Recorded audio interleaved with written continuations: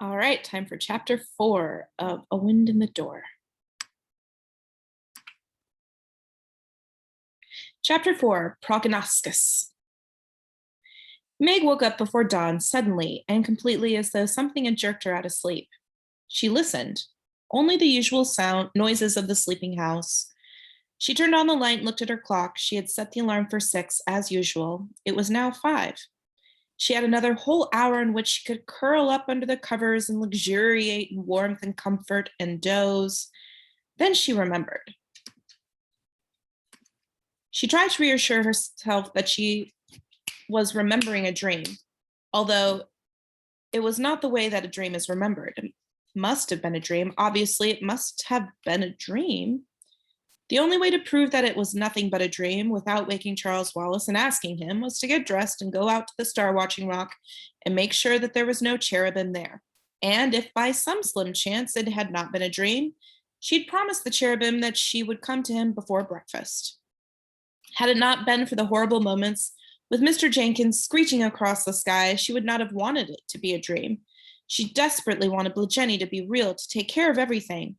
But the unreality of Mr. Jenkins, who had always been disagreeably predictable, was far more difficult for her to accept than the teacher or even a cherubim who looked like a drive of dragons. She dressed hurriedly, putting on her kilt and a clean blouse. She tiptoed downstairs as quietly and carefully as she had the night before, through the kitchen and into the pantry, where she put on her heaviest jacket and a multicolored knitted tam o' shanter, one of her mother's rare successful ventures into domesticity. This time no wind blew, no door slammed. She turned on the flashlight to guide her. It was a still, chill pre-dawn. The grass was white with spiderweb tracings of dew and light frost. A thin vapor moved delicately across the lawn. The mountains were curtained by ground fog, although in the sky she could see stars. She ran across the garden looking warily about her, but there was no Mr. Jenkins. Of course there was no Mr. Jenkins. At the stone wall, she looked carefully for Louise, but there was no sign of the big snake. She crossed the orchard, climbed the wall again, still no Louise. It was much too early and much too cold for snakes anyhow, and ran across the north pasture, past the 2 glacial rocks, into the star-watching rock. There was nothing there except the mist whirling gently in the faint breeze. So it had all been a dream. Then the mist seemed to solidify, to become moving wings, eyes opening and shutting, tiny flickers of fire, small puffs of misty smoke. "You're real," she said loudly. "You're not something I dreamed after all." Prognosis delicately stretched one huge wing skyward, then folded it. "I have been told that human beings seldom dream about cherubim. Thank you for being prompt. It is in the nature of cherubim to dislike tardiness." Meg sighed in resignation and fear and surprisingly in relief. "Okay, Progo, I guess you're not a figment of my imagination. What do we do now? I've got just about an hour before breakfast." "Are you hungry?" "No, I'm much too excited to be hungry, but if I don't turn up on time, it won't go down very well if I explain that I was late because I was talking with a cherubim. My mother doesn't like tardiness either." Prognosis said, "Much can be accomplished in an hour. We have to find out what our first ordeal is." "Don't you know?" "Why would I know?" "You're a cherubim. Even a cherubim has limits. When 3 ordeals are planned, then nobody knows ahead of time what they are. Even the teacher may not know." "Then what do we do? How do we find out?" Prognosis waved several wings slowly back and forth in thought, which would have felt very pleasant on a hot day, but which on a cold morning made Meg turn up the collar of her jacket. The cherubim did not notice. He continued waving and thinking. Then she could feel his words moving slowly, tentatively, within her mind. "If you've been assigned to me, I suppose you must be some kind of namer too, even if a primitive one." "A what?" "A namer. For instance, the last time I was with a teacher, or at a school, as you call it, my assignment was to memorize the names of the stars." "Which stars?" "All of them." "You mean all the stars in all the galaxies?" "Yes. If he calls for one of them, someone has to know which one he means. Anyhow, they like it. There aren't many who know them all by name, and if your name isn't known, then it's a very lonely feeling." "Am I supposed to learn the names of all the stars too?" It was an appalling thought. "Good Good galaxy, no. Then what am I supposed to do? Prognostis waved several wings, which Meg was learning was more or less his way of expressing, I haven't the faintest idea. Well then, if I'm a namer, what does that mean? What does a namer do? The wings drew together, the eyes closed singly and in groups until all were shut. Small puffs of mist-like smoke rose, swirled about him. When I was memorizing the names of the stars, parts of the purpose was to help them each to be more particularly the particular star each one was supposed to be. That's basically a namer's job. Maybe you're supposed to make Earthlings feel more human. What's that supposed to mean? She sat down on the rock beside him. She was somehow no longer afraid of his wildness, his sighs, his spurts of fire. He asked, "How do I make you feel?" She hesitated, not wanting to be rude, forgetting that the cherubim, far more than Charles Wallace, did not need her outward words to know what was being said within. But she answered truthfully, "Confused." Several puffs of smoke went up. "Well, we don't know each other very well yet. Who makes you least confused?" "Calvin." There was no hesitation here. "When I'm with Calvin, I don't mind being me." "You mean he makes you more you, don't you?" "I guess you could put it that way." "Who makes you feel the least you?" "Mr. Jenkins." Prognostis probed sharply. "Why are you suddenly upset and frightened?" "He is the principal of the grade school in the village this year, but he was in my school last year, and I was always getting sent to his office. He never understands anything, and everything I do is automatically wrong. Charles Wallace would probably be better if he weren't my brother. That's enough to finish him with Mr. Jenkins." "Is that all?" "What do you mean?" "When you say Mr. Jenkins, I feel such a cold wave of terror wash over you that I feel chilly myself." "Progo, something happened last night before we met you in Blageni, when I was all alone in the garden." Her voice trailed off. "What happened, Earthling? Tell me. I have a feeling this may be important." Why should it be difficult to tell Prognoscus? The cherubim himself was just as unbelievable. But the cherubim was himself, was Prognoscus, while Mr. Jenkins had not been Mr. Jenkins. As she tried to explain to Prognoscus, she could sense him pulling away, and suddenly he flung all his wings about himself in a frantic reflex of self-preservation. Then two eyes looked out at her under one wing. Ectroy. It was an ugly word. As Prognoscus uttered it, the morning seemed colder. "What did you say?" Meg asked. "You're Mr. Jenkins, the real one. Could he do anything like the one you just told me about? Could he fly into a nothingness in the sky? This is not a thing that a human beings can do, is it?" "No." "You say he was like a dark bird, but a bird that was nothingness, and that he tore the sky?" "Well, that's how I remember it. It was all quick and unexpected, and I was terrified, and I couldn't really believe that it had happened." "It sounds like the Ectroy." He covered his eyes again. "The what?" Slowly, as though with a great effort, he uncovered several eyes. "The Ectroy. Oh, Earthling, if you do not know Ectroy—" "I don't want to, not if they're like what I saw last night." Prognoscus agitated his wings. "I think we must go see this Mr. Jenkins, the one you say is at your little brother's school." "Why?" Prognoscus withdrew into all his wings again. May could feel him thinking grumpily. "They told me it was going to be difficult. Why couldn't they have sent me off some place quiet to recite the stars again? Or I'm even willing to memorize Farandoli. I've never been to Earth before. I'm too young. I'm scared of the shadowed planets. What kind of star has this planet got anyway?" Then he emerged slowly, one pair of eyes at a time. "Megling, I think you have seen an Ecthros. If you're dealing with Ecthroy, then I just know with every feather of my wings, and you might try counting my feathers sometime, that we have to go see this Mr. Jenkins. It must be part of the trial." "Mr. Jenkins, part of our first test? But it doesn't make sense." "It does to me." "Progo," she objected, "it's impossible. I can slip off my school bus and then walk to this grade school the way I did when I went to talk to Mr. Jenkins about Charles Wallace, and a fat lot of good that did." "If you've seen an Ecthros, everything is different," Prognoscus said. "Okay, I can get to the grade school all right, but I can't possibly take you with me. You're so big you wouldn't even fit into the school bus. Anyhow, you'd terrify everybody." At the thought, she smiled, but Prognoscus was not in a laughing mood. Not everybody is able to see me, he told her. I'm real, and most earthlings can bear very little reality. But if it will relieve your mind, I'll dematerialize. He waved a few wings gracefully.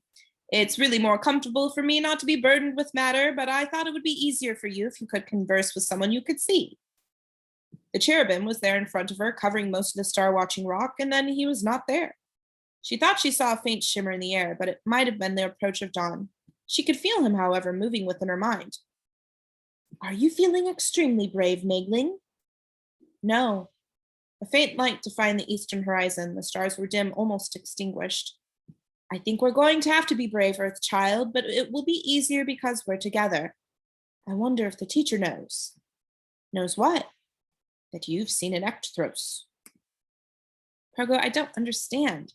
What is an ectothros?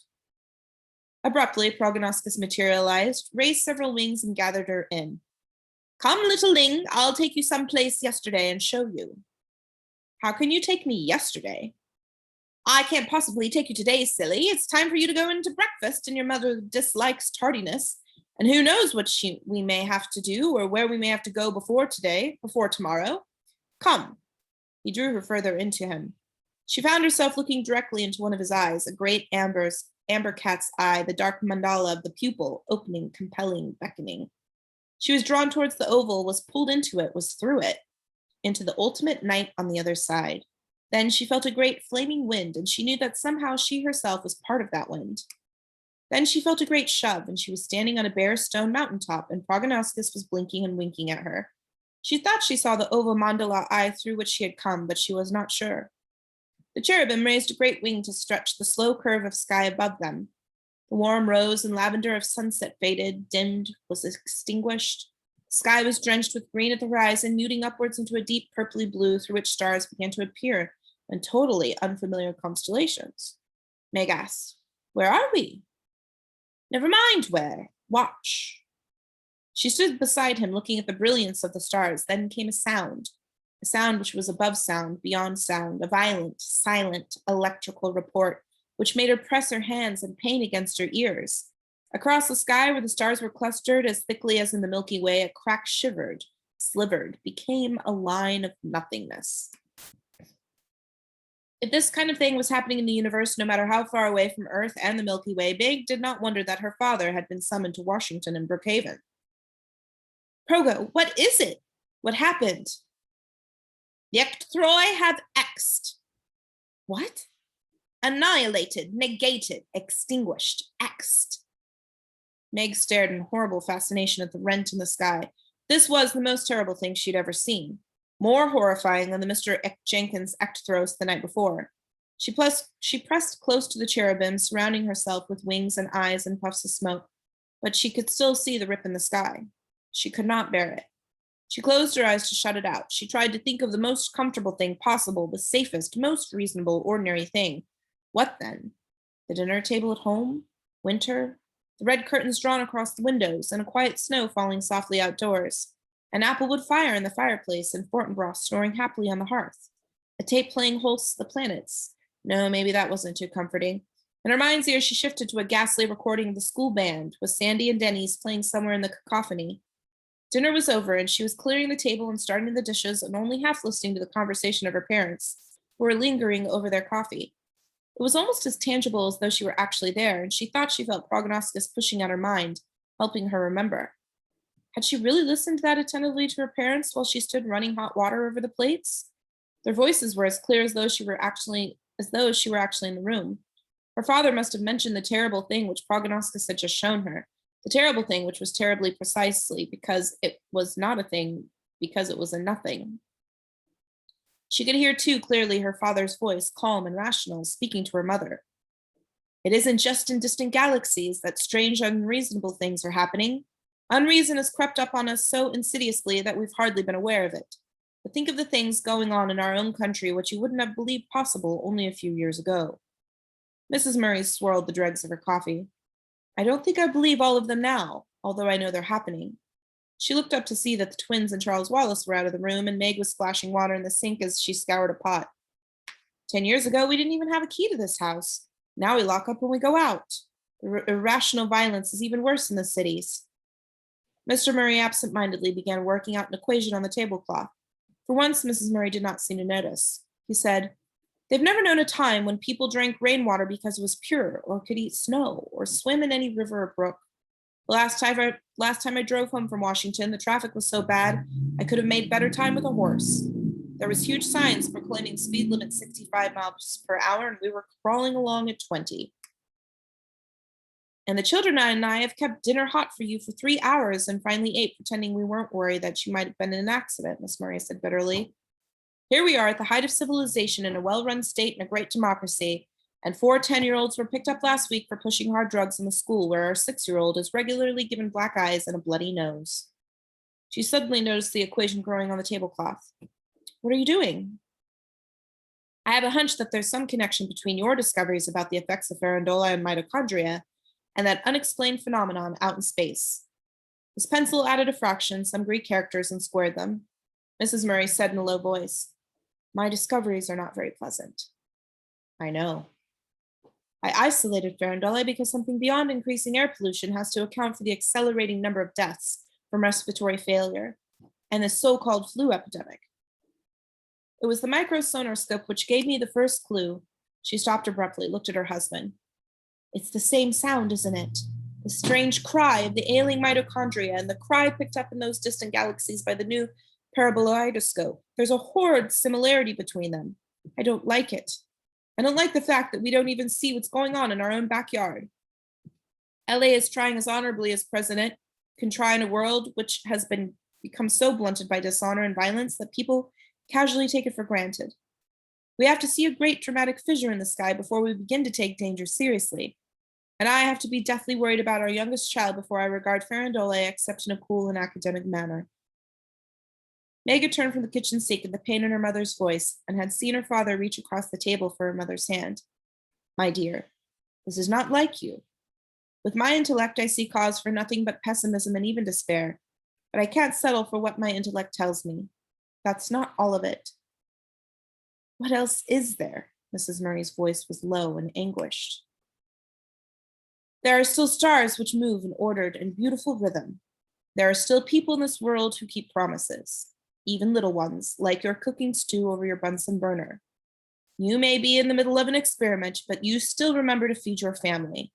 That's enough to keep my heart optimistic, no matter how pessimistic my mind. And you and I have good enough minds to know how very limited and finite they really are. The naked intellect is an extraordinarily inaccurate instrument." Prognosis said, He's a wise man, your father."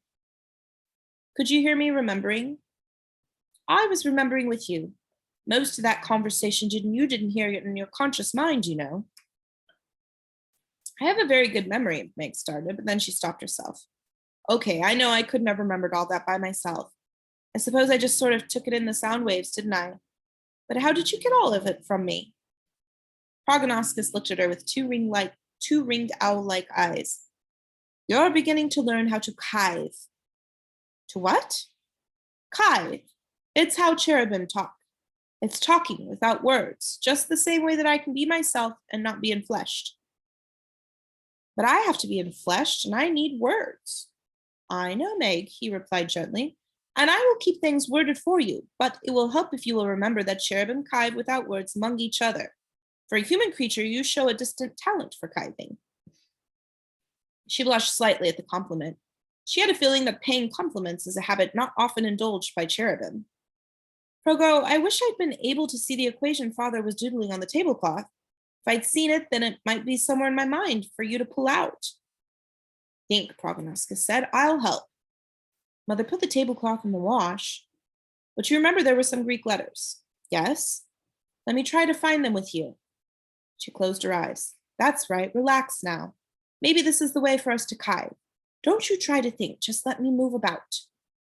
Out of the corner of her mind's eye, she seemed to see 3 Greek characters among the numbers in the loosely strung equation her father was scribbling on the cloth. She thought them at Prognosis. "Epsilon, chi, and theta. That's act," the cherubim told her. "Act throi." "But how could father—" "Think of the conversation we just recalled, Meg. Your parents are very aware of the evil in the world." "All right. Yes, I know. Okay." Meg sounded cross. "Until Charles started school, I hoped we Maybe we could ignore it, like ostriches or something. The cherubim withdrew its wings from her entirely, leaving her exposed and cold on the strange hilltop. Open your eyes and look where the sky is torn. I'd rather not. Go on. I've got all my eyes open, and you only have to open two. Meg opened her eyes. The rent in the sky was still there. She wondered what this distant phenomenon could have to do with Charles Wallace's pallor, mitochondritis, or whatever it was. How, oh Progo, how did this ectoroid do that? Like Charles Wallace, he picked up her particular anxiety. It has to do with the unnaming. If we are namers, the ectoroid are unnamers, non-namers. Progo, what does that have to do with Mr. Jenkins? She felt a wave of apprehension roll through her. Littling, I think that it is what we must find out. I think that is part of our first ordeal. Let us go. He drew her back into himself again. Again, she was confronted with a single eye, was pulled through an opening oval pupil, then the pupil snapped shut, and they were together on the star-watching rock with dawn slowly lightening the east. Progo spread his wings wide, and she moved out. What do we do now? He said. The cherubim was asking her. I'm only a human being, not quite full grown, she replied. How would I know? Megling, I've never been on your planet before. This is your home. Charles Wallace is your brother. You are the one who knows Mr. Jenkins. You must tell me what we are to do now. Meg stamped loudly and angrily against the hard, cold surface of the rock. This is too much responsibility. I'm still only a child. I didn't ask for any of this. Are you refusing to take the test? Prognosis pulled away from her. But I didn't ask for it. I didn't ask for Jenny or you or any of it. Didn't you? I thought you were worried about Charles Wallace. I am. I'm worried about everything. Meg, Prognosis was somber and stern. Are you going to enter the ordeal? I must know. Now. Meg stamped again. Of course I'm going to. You know I have to. Charles Wallace is in danger. I'll do anything to help him, even if it seems silly. Then what do we do now? She shoved at her glasses as though that would help her think. I'd better go home now and have breakfast. Then I'll get on my school bus. It stops at the bottom of the hill, and maybe you'd better wait for me there. Fortinbras might bark at you. I'm sure he'd know you were in the house even if you dematerialized or whatever you call it. Whatever you think is best, Prognosis said meekly. I'll be down at the foot of the road at 7 o'clock. The high school bus covers so much distance and makes so many stops, it takes an hour and a half, and I get on at one of the first stops. She felt an acquiescing response from the cherubim, and then he disappeared. She could not see even a shimmer or feel a flicker of him in her mind. She headed back to the house. She kept the flashlight on, not for the known turnings of the path, but for whatever new, unknown surprises might be waiting for her. When Meg got to the stone wall, Louise the Larger was there, waiting, neither greeting nor attacking. Waiting. Meg approached her cautiously. Louise watched her through her eyes, which shone in the flashlight like the water of a very deep well. May I go by, please, Louise? Meg asked timidly. Louise uncoiled, waving slightly and greeting, still looking intently at Meg. Then she bowed her head and slithered off into the rocks. Meg felt that Louise had been waiting for her to give her a warning for whatever lay ahead and to wish her well. It was strangely comforting to know that Louise's well-wishing was going with her. There was sausage as well as hot porridge for breakfast. Meg felt that she ought to eat heartily because she knew who knew what lay ahead, but she could manage only a few mouthfuls. Are you all right, Meg? Her mother asked. Fine, thanks. You look a little pale. You sure you aren't coming down with something? She's worried about all of us with this mitochondritis stuff, just the normal throes of adolescence, she smiled at her mother. Sandy said, if you don't want your sausage, I'll eat it. Jenny said, half for me, okay? Charles Wallace slowly and deliberately ate a full bowl of porridge, but gave the twins his sausage. Well then, Meg washed her dishes and put them in the rack. I'm off. Wait for us, Sandy said. She did not want to wait for the twins, to listen to their chatter on the walk down to the bus. On the other hand, it would keep her from thinking about what lay ahead. She had thought of Mr. Jenkins for as far back as she could remember, with distaste, annoyance, and occasionally outrage, but never before with fear. When she left the house, she had a horrid, premonitory feeling that it would be a long time before she returned. Again, she wished that Fortinbras were walking to the bus with them, as he often did, and then returning to make the walk again with Charles Wallace. But this morning he showed no inclination to leave the warmth of the kitchen. What do you suppose will happen today? Sandy asked as they started down the hill in the chill of early morning. Jenny shrugged. Nothing as usual. Race you to the foot of the hill. And we'll pause there.